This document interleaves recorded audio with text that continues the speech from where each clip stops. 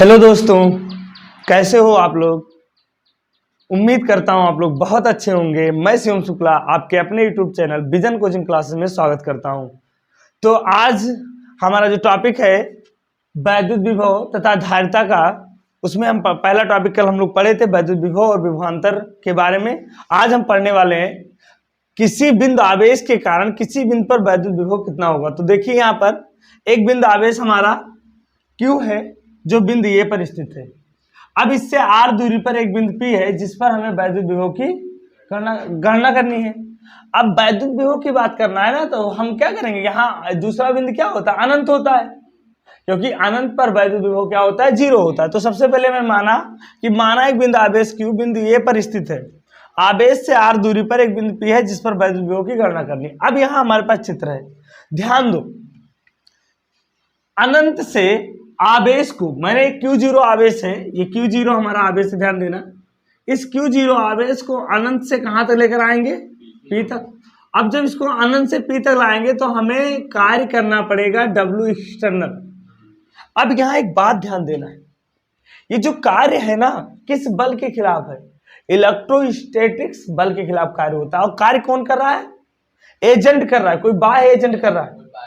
समझ के क्यों कर रहा है, क्योंकि ये वाला आवेश इसको आने नहीं देना चाहता है, क्योंकि ये भी प्लस आवेश है, ये भी प्लस आवेश है, तो ये इसको प्रतिकर्षित करता है और इसके बल के विरुद्ध में मुझे इसे लाना है, तो हमें कार्य करना पड़ेगा।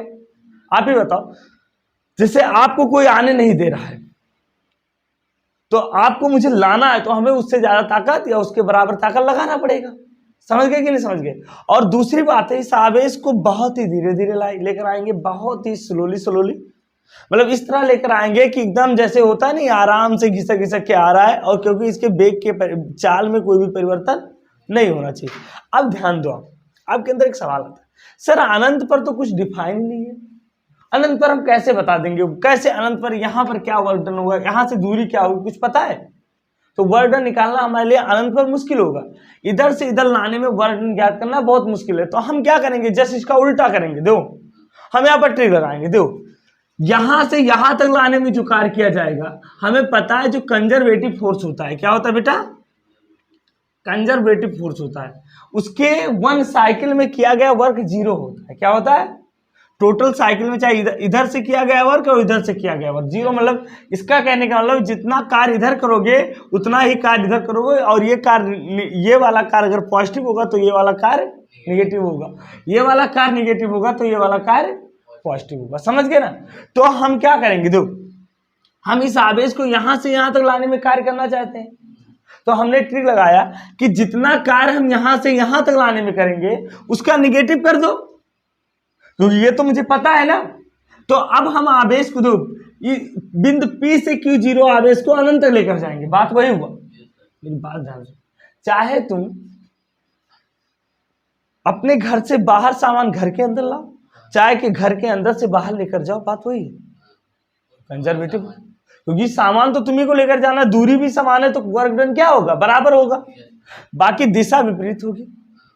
तो इधर का किया गया कार्य अगर पॉजिटिव है तो इधर का किया गया कार्य निगेटिव होगा, क्योंकि संपूर्ण कार्य इसको जोड़ेंगे तो वैल्यू 0 आना चाहिए। ये क्या कहता है, कंजर्वेटिव फोर्स कहता है, संरक्षी बल कहता है। तो अब हम क्या करेंगे, हम यहाँ पर जो W एक्सटर्नल है हमारा, यहाँ से यहाँ तक लाने में कार्य, तो अब हम इस Q0 आवेश को यहाँ पर रख देते हैं, और यहाँ से यहाँ तक ले जाने के लिए हम कोशिश करेंगे इस पॉइंट तक, इंफिनिटी तक। समझ गए ना। अब आवेश को हम इधर लेकर जाएंगे तो किया गया कार्य क्या होगा, ऋणात्मक होगा, और ये क्या है, बाह्य एजेंट द्वारा, बाह्य एक्सटर्नल एजेंट, कोई एजेंट है, एजेंट कोई आदमी है जो, या कोई भी चीज हो सकता है जो इसको लेकर यहां तक जा रहा है। अब ध्यान दो एक बात, पहली बात तो ये तो समझ में आ गई, अनंत पर वैद्युत विभव 0 होता है, ये बात आप जानते हो। यहां से यहां तक लेकर जा रहे हैं हम कार्य। अरे जो क्या होता, किसी भी चीज को अपने दायरे से बाहर नहीं फेंक सकते हो। जैसे तुम बैठे हो, तुम्हारा ये फील्ड है, यहां तक, इस कमरे तक तुम्हारा पावर लगता है, कोई बंदा आया, तुम्हारे ही कमरे में कोई चीज रखा था, उसको उठा लेकर भाग रहा है और कमरे से बाहर चला गया, तुम्हारा क्या हुआ, अनंत हो गया ना। जहां तुम्हारा पावर खत्म वही है ना। तो ये आवेश बैठा है, ये इसको भगा रहा है, एक दूसरा व्यक्ति आ रहा है और उसको लेकर ये जा रहा है। तो ये एरिया वो स्थान है जहां पर इसका कोई भी पावर नहीं लग रहा है। समझ में आ गया ना। अब दूसरी बात ये भी है, यहां पर जो लगने वाला फोर्स है वेरिएबल है, ये फोर्स चेंज हो रहा क्योंकि दूरी बढ़ रही है ना। अच्छा ये बताओ, प्रत्येक बिंदु पर लगने वाला फोर्स का मान क्या होगा, तुम मुझे बताओ। घटेगा, मतलब चेंज होगा, क्योंकि आपको पता है यह प्रोपोर्शनल क्या होता है, 1/r²। अगर हम आवेश को इधर से इधर लेकर जाएंगे तो ये जो बल है, ये बल नियत नहीं है, नियत नहीं है, ये है चेंज होने वाला, यानी वेरिएबल बल है। क्या है? वेरिएबल, ये वेरिएबल फोर्स है, यानी ये चेंज होने वाला बल है, ये नियत नहीं है। अब आपको पता है कि वेरिएबल बल के द्वारा जो किया गया कार्य होता है वो integration F dot D R होता है। वेरिएबल बल के द्वारा किया गया कार्य क्या होता है? इंटीग्रेशन। ये भी याद रखना, आपने पढ़ा था, दो vector F dot D R S, ये भी पढ़ा है। तो यहां पर यह वेरिएबल नहीं है, अगर यह वेरिएबल होगा तो ये वाला कार्य के लिए इस फार्मूले का यूज करेंगे, इस बात को ध्यान दे। तो यहां पर बल कैसा है बेटा? वेरिएबल है। अब हम क्या कर रहे हैं, हम यहां पर इस आवेश को थोड़ा सा इधर इस पॉइंट पर लाने की कोशिश करते हैं, और मैंने इस दूरी को मान लिया डी आर। क्या मान लिया बेटा? ये पॉइंट हमारा ये है, और ये दूरी हमने मान लिया कि ये जो हमारा दूरी है ये है डी आर। ये पूरा यहां से यहां तक आ रहा है, डी आर मतलब बहुत कम वैल्यू। हमने थोड़ा सा, दो फिजिक्स में एक चीज होता है, एक होता है मिनिमाइजेशन। जब बड़ा कॉम्प्लेक्स है, अनंत तक लेकर जाना है मुझे, तो हम क्या करते हैं, छोटे छोटे खंडों में तोड़ लेते। हमने कहा कि चलो तुम्हारे घर में चोरी करने जा रहा हूं और बड़ा सा सामान है, अब इसको मुझे लेकर, तो मैं ताका लगाऊंगा कि यार क्या मैं लेकर जा सकता हूं। तो हमने उसको थोड़ा सा खुसकाया और मैंने देखा इसमें कितना कार्य करना पड़ रहा है। समझ गए ना। तो हमने यहां पर इस आवेश को थोड़ा सा, बहुत थोड़ा सा इधर किया डी आर। अब इतने में करने में हमें वर्क डन ज्ञात कर लो, और फिर यहां से यहां तक इंटीग्रेशन कर देंगे। समझ गए कि नहीं समझ गए? तो अब हम क्या करेंगे, यहां पर देखो, प्लस Q0 आवेश को P से ये तक ले जाने में किया गया कार्य, और किसके विरुद्ध? वैद्युत बल के विरुद्ध किया गया कार्य। क्या ये नहीं, इसको B मान लो। समझ गए ना। तो यहां से हम क्या करेंगे, अब इस पॉइंट से यहां तक ले जाने में किया गया कार्य क्या हो जाएगा, आवेश को चित्र से आवेश को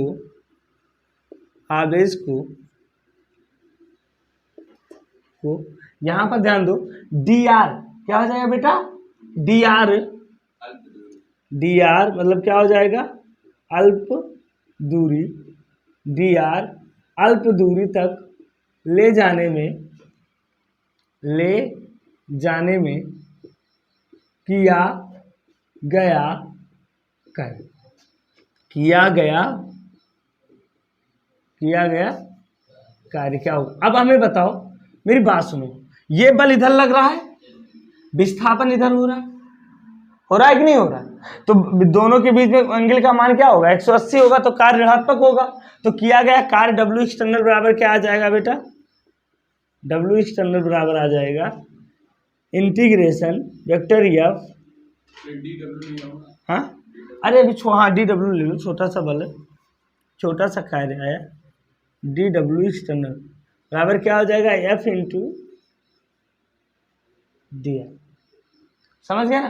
अब इसको हम लिख सकते हैं इंटीग्रेशन एफ डी आर, और काश 180, और काश 180 का मान क्या होता है बेटा? -1 होता है। तो ये हो गया इंटीग्रेशन, ये हो गया, हो जाएगा -F डी आर। ये तो हमारा छोटा सा कार्य निकला है, ठीक है। अब हम करेंगे यहां से यहां तक, अनंत तक, यानी बिंदु P से इनफाइनाइट तक ले जाने में किया गया कार्य निकाल ले। अच्छा F का मान क्या होगा जरा यहां बताओ तो मुझे। कूलाम के नियम से ये Q है, ये Q दूरी है, तो यहां पर F कितना होगा बेटा? 1/4 पाई एप्सिलॉन Q0 बटा, और इसी को K भी लिख सकते हो, ऐसे K भी लिख दो, इतने को Q0 बटा, ये तो कार्य हुआ। तो F का मान रखो, तो यहां से हम लिखेंगे अतः पी से, यानी पी मतलब आर से अनंत तक, क्या करेंगे बेटा, आर से अनंत यानी इनफाइनाइट तक। हाँ आर, अरे ये दूरी आर है ना, आर यानी बिंदु पी मतलब क्या हुआ, पी मतलब आर ही तो हुआ, क्योंकि यहां से यहां दूरी आर है। तो पी से अनंत तक Q0 आवेश को ले जाने में किया गया कार्य क्या हो जाएगा बेटा, किया गया कार्य। यहां से किया गया कार्य W बराबर क्या हो जाएगा, W एक्सटर्नल बराबर हो जाएगा इंटीग्रेशन, ये क्या हो जाएगा R टू इन्फिनिटी, ये तो हो जाएगा, R से अनंत तक लेकर जा रहे हैं, इसको इंटीग्रेट कर दो एफ डी आर, ये तो आ जाएगा माइनस। अब एफ की वैल्यू उठा के रखो तो क्या आ जाएगा, W external R to infinite k q zero बटा r square into d r, समझ गए ना। तो यहां पर ये तीनों कांस्टेंट है तो इनको बाहर कर लो, तब W एक्सटर्नल कितना आ जाएगा, W एक्सटर्नल आ जाएगा माइनस के क्यू जीरो बटा, बस कुछ नहीं होगा, और यहाँ इंटीग्रेशन कर देंगे d r into r square, ये तो हो जाएगा। अब सुनो यहां पर ये आर, अब इसका मान क्या होगा, इसका इंटीग्रेशन क्या हो जाएगा, -1/r, याद रखना, यानी आपको पता है d r upon r square का इंटीग्रेशन हो जाएगा -1/r, हो जाएगा कि नहीं हो जाएगा। इसको उठा के पुट कर दो यहाँ, तो पुट कर देंगे तो माइनस माइनस प्लस हो जाएगा, यानी ये आ जाएगा माइनस के क्यू जीरो इंटू क्या आ जाएगा बेटा, आर टू इन्फिनिटी है तो यहाँ पर लिख सकते हैं -1/r और r to infinity, minus minus plus हो जाएगा, और ये हमारे पास वैल्यू आ जाएगा के क्यू जीरो अपान 1/∞ -1/r, ये तो आ जाएगा। पहले अपर लिमिट रखेंगे फिर लोअर लिमिट रखेंगे, समझ गए। तो यहां से जो हमारा वैल्यू आ जाएगा W एक्सटर्नल बराबर माइनस के क्यू जीरो अपान r, यहां तक नोट करो बेटा, फिर आपको समझा रहे हैं, नोट करो यहां तक, ठीक है। यहां ध्यान दो, हमने क्या किया, हमने यहाँ कार्य निकाला, ये देखो पहले तो हम इस आवेश को थोड़ा सा इधर से इधर ले जाने में किया गया कार्य, ये हमारा आया, यानी इधर दो फोर्स इधर लग रहा है और हमारा क्या हो रहा है, वर्क उधर हो रहा है, तो दोनों के बीच में एंगल कितना आ रहा है, 180 आ रहा है, ठीक है। तो 180 का मान -1 होता तो माइनस एफ डी आर हो गया, ठीक है। अब ये छोटा सा कार्य है हमारा, हमने क्या किया, P से अनंत तक क्यू आवेश को ले जाने में किया गया कार्य, तो इंटीग्रेशन कर दो R to infinity f d r, समझ गए। एफ की वैल्यू क्या होती है, k q zero upon r square, Coulomb के नियम से, तो मैंने यहाँ पर एफ की वैल्यू उठा के रख दी। अब ये तीनों कांस्टेंट है तो कांस्टेंट वाले टर्म बाहर आ जाएंगे, इसका इंटीग्रेशन करेंगे तो -1/r आएगा, यहाँ पर ये वैल्यू पुट करेंगे तो माइनस माइनस हो जाएगा प्लस, तो यहाँ पर एक बार अपर लिमिट फिर माइनस लोअर लिमिट रख देंगे, ठीक है। तो 1/∞ का मान 0 होता है, ये तो खत्म हो गया, और प्लस माइनस माइनस ये आ गया, ठीक है। तो हमारे पास जो W एक्सटर्नल आया है, ये वर्क डन किधर का है, W एक्सटर्नल जो हमारे पास आया है, W एक्सटर्नल हमारा किधर से आया है, P टू इन्फिनिटी, यही तो हुआ, और ये हमारे पास आया माइनस के क्यू जीरो बटा आर स्क्वायर, तो आ रहा है, सॉरी, ठीक है। अब हम क्या करेंगे, हैं अतः हम लिख सकते हैं B external from infinity to P, अब हम उल्टा कर देंगे तो ये हो जाएगा minus W external P to infinity, ये तो होगा P टू इन्फिनिटी, दोनों का उल्टा, क्योंकि एक कंप्लीट साइकिल में किया गया वर्क डन क्या होता है, 0 होता है। अभी इन दोनों को जोड़ दो तो वर्क डन क्या आ जाएगा, 0, अरे इसको इधर जोड़ दो तो 0 आ जाएगा, तो यहाँ पर रखोगे तो यहाँ से W कितना आ गया बेटा, W external infinity to P कितना आ जाएगा, के क्यू जीरो बटा आर। अब ये तो हमारा डब्ल्यू एक्सटर्नल आ गया। अब हम करेंगे अतः बिंदु P पर बिंदु P पर विभव कितना होगा बेटा? B बराबर क्या होता है? W external upon infinity to P upon q zero. अब क्यू जीरो से जब भाग करेंगे तो हमारा क्या हो जाएगा?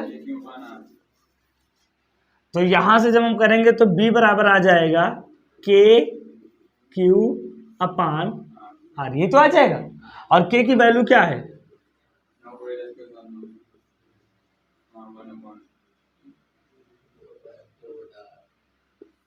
याद रखना यहां पर ये तो आ गया किसी बिंदु आवेश के कारण किसी बिंदु पर वैद्युत विभव। दूसरी बात, यहां Q का मान चिन्ह के साथ रखेंगे। क्या रखेंगे बेटा? याद रखना चिन्ह के। वैद्युत क्षेत्र में ऐसा नहीं था, यहां पर माइनस होगा तो यहां माइनस लगा देंगे, आवेश प्लस होगा तो चिन्ह के साथ रखेंगे। ये बात आपको ध्यान देना, ठीक है? रखेंगे यानी यहां पर Q का मान चिन्ह के साथ रखेंगे। समझ गए ना? तो एक बार फिर से समझ लो, पोटेंशियल क्या होता है? संरक्षी बल के विरुद्ध किया गया कार्य सदैव पोटेंशियल के रूप में संचित हो जाता है।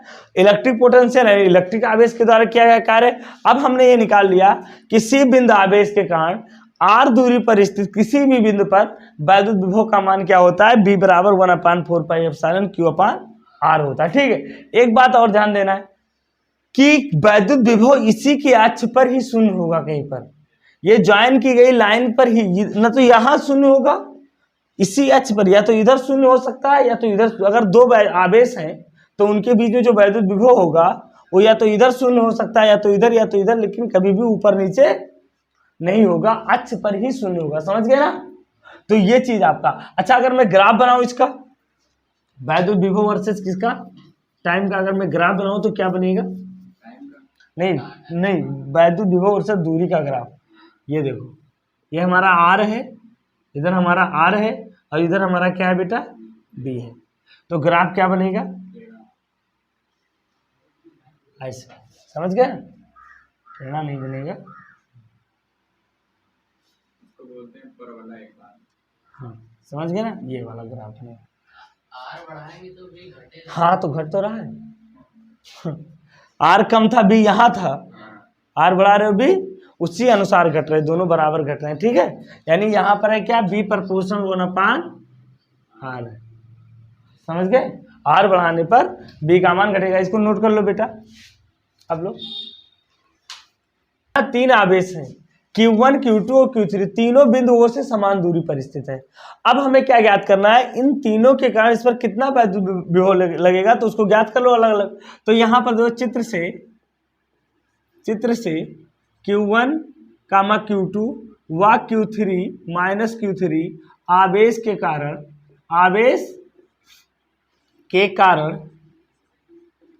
कारण बिंदु O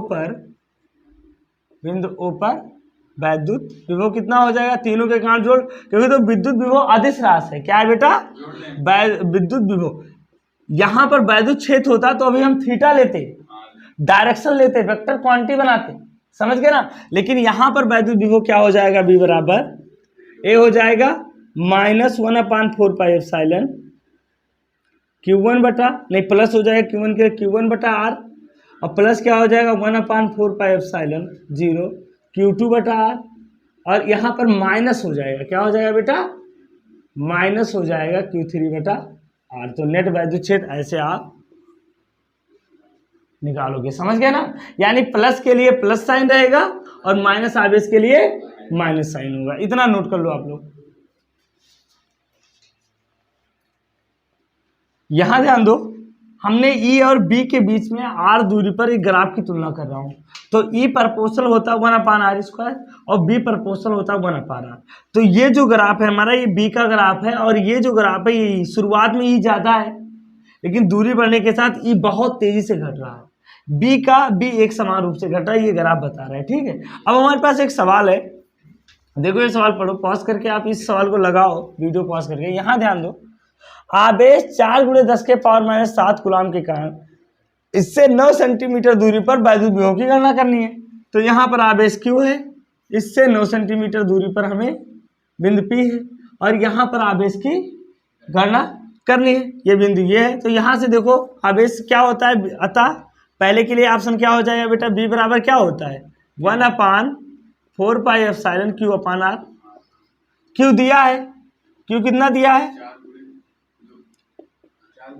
10⁻⁷ और ये सेंटीमीटर, इसको मीटर में बदलो तो 9 × 10⁻⁻2 हो जाएगा ना। 9 से 9 मर गया। यहाँ से B बराबर क्या आ जाएगा बेटा 4 × 10⁻9, ये 9 ऊपर 11 हो जाएगा और 11 में से 7 जाएगा 4, 10⁴ क्या आ जाएगा वोल्ट।